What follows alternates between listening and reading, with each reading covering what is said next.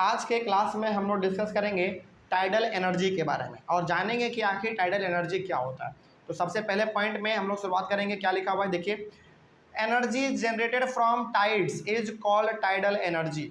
मतलब कि समुद्र में उठने वाला जो टाइड होता है, जो आपका एक प्रकार का कह सकते हैं कि लहर है, बेसिकली वो लहर नहीं है। टाइड बेसिकली हमारा दो प्रकार का होता है, एक लो टाइड और एक हाई टाइड। यानी कि एक समय ऐसा होता है जब समुद्र का पानी का जो लेवल है वो थोड़ा सा ऊपर उठ जाता है, उसको हम लोग कहेंगे हाई टाइड। और एक समय ऐसा आता है जब समुद्र के पानी का लेवल थोड़ा सा नीचे चला जाता है, उसको हम लोग कहेंगे लो टाइड। ठीक ना।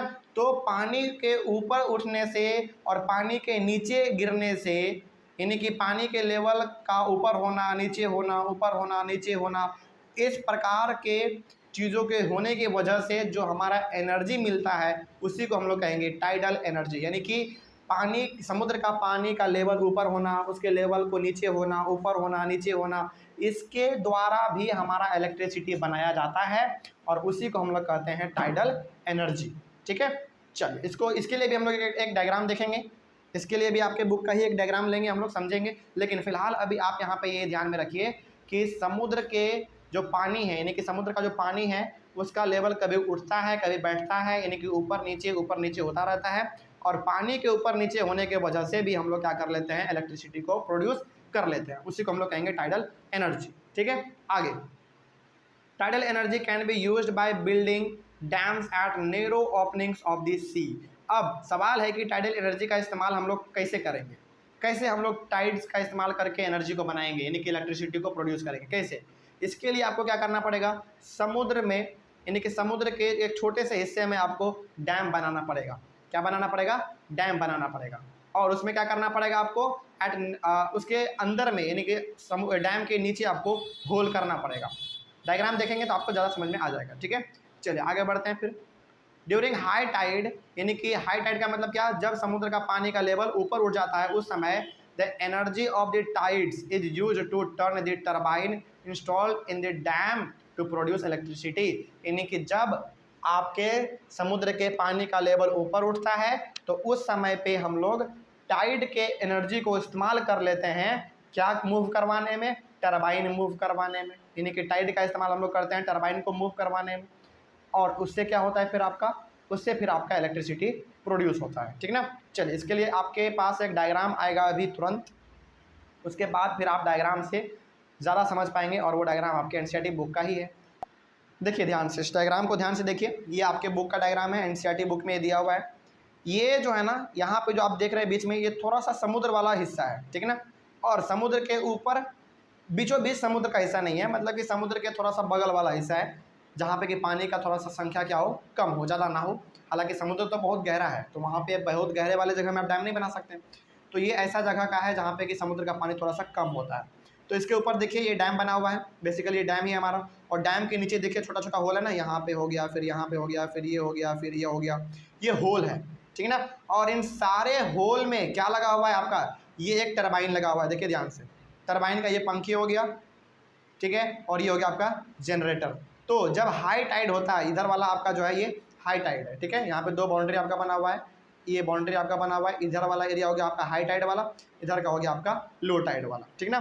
तो जब हाई टाइड होता है, यानी कि जब समुद्र के पानी का लेवल ऊपर उठता है, उस समय पे इधर से पानी आपका इधर की ओर बहना शुरू हो जाता है।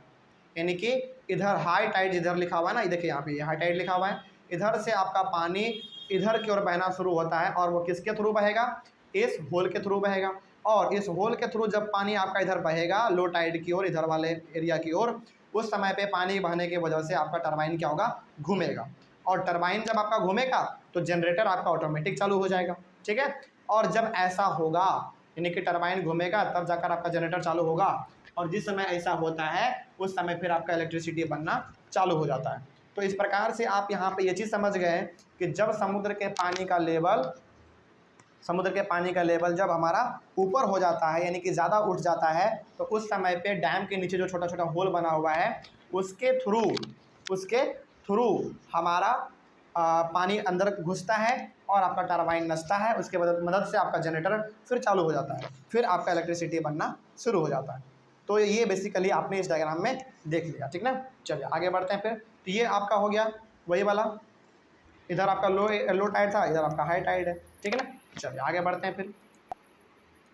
तो टाइड के मदद से भी, यानी कि समुद्र के पानी का लेवल उठना और बैठना, इसके मदद से भी हम लोग अपने इलेक्ट्रिसिटी को प्रोड्यूस करते हैं, ठीक है ना। तो ये आपने अभी तुरंत डायग्राम में अपना देख लिया। आगे बढ़ते हैं फिर। Russia and France have huge tidal mill farms, मतलब कि रसिया और फ्रांस ऐसा ये दो कंट्री है जहाँ पे कि बहुत ही ज़्यादा टाइडल मिल फार्म्स है, मतलब कि बहुत ज़्यादा टाइडल एनर्जी को इस्तेमाल किया जाता है इलेक्ट्रिसिटी को बनाने के लिए, ठीक है ना। वहाँ पे डैम बहुत ज़्यादा है और वहाँ पे उसी डैम की मदद से हाई टाइड और लो टाइड होने की मदद से वो लोग इलेक्ट्रिसिटी को प्रोड्यूस करता है। लेकिन सबसे ज़्यादा कहाँ पर होता है आपका, रसिया और फ्रांस में, ठीक ना। उसके बाद इंडिया में क्या होता है भाई, देखिए in India the gulf of Kutch sorry in India में कहाँ पर, गल्फ ऑफ कच्छ में have huge tidal mill farms, यानी कि गल्फ ऑफ कच्छ आपका एक जगह ही है, वहाँ पर समुद्र में, यानी कि समुद्र के छोटे से बगल वाले एरिया में आपका बहुत ज़्यादा डैम बना हुआ है ना। जब बहुत सारे डैम एक जगह पर आपको देखने को मिल जाए उसी को हम लोग क्या कहेंगे, टाइडल मिल फार्म्स कहेंगे। यानी कि फार्म्स का मतलब, मिल फार्म्स का मतलब हो गया कि जहाँ पर बहुत ज़्यादा आपका डैम बना हुआ है और वहाँ से इलेक्ट्रिसिटी को प्रोड्यूस किया जा रहा है, ठीक ना। आगे बढ़ते हैं फिर। ये हो गया आपका। तो इसका एडवांटेज क्या है भाई, सबसे पहली बात, इट इज़ नॉन पोल्यूटिंग, ये पोल्यूशन क्रिएट नहीं करता है ना, किसी प्रकार का पोल्यूशन नहीं है, क्योंकि हम लोग यहाँ पे पानी का इस्तेमाल करते हैं, तो ये पोल्यूशन क्रिएट आपका नहीं करता है। उसके बाद इट इज़ इनएग्जॉस्टिबल, यानी कि ये ख़त्म होने वाला नहीं है, जब तक पानी रहेगा तब तक आपका उससे इलेक्ट्रिसिटी मिलता रहेगा, है ना, ये नहीं कि ये ख़त्म जल्दी होने वाला नहीं है। उसके बाद इसका डिसएडवांटेज क्या है भाई, देखिए it destroys wild life habitat. देखिए आपको टाइडल एनर्जी जो मिलेगा, यानी कि जिसका आप इस्तेमाल करेंगे बिजली को बनाने के लिए, वो आपको कहाँ से मिलेगा, वो आपको समुद्र से मिलेगा, है ना। और समुद्र में आपने क्या किया, डैम बना दिया।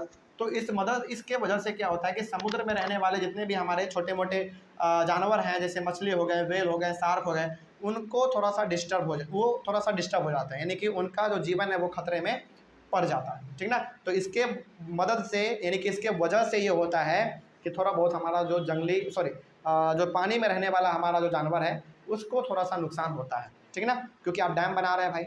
आगे, it is difficult to use, थोड़ा बहुत इसका इस्तेमाल करना भी डिफ़िकल्ट है ना। यानी कि आप टाइडल एनर्जी का इस्तेमाल तो करते हैं लेकिन इस्तेमाल करना थोड़ा सा डिफ़िकल्ट है, यानी कि ज़्यादा आसान नहीं है। तो ये इसका दो बुराई हो गया, ठीक है ना, यानी कि डिसएडवांटेज हो गया। तो आई होप आपको टाइडल एनर्जी भी समझ में आ गया होगा। अगले वाले क्लास में हम लोग डिस्कस करेंगे बायोगैस के बारे में, ठीक है ना। चलिए मिलते हैं फिर हम लोग अपने अगले वाले क्लास में। Thank you very much.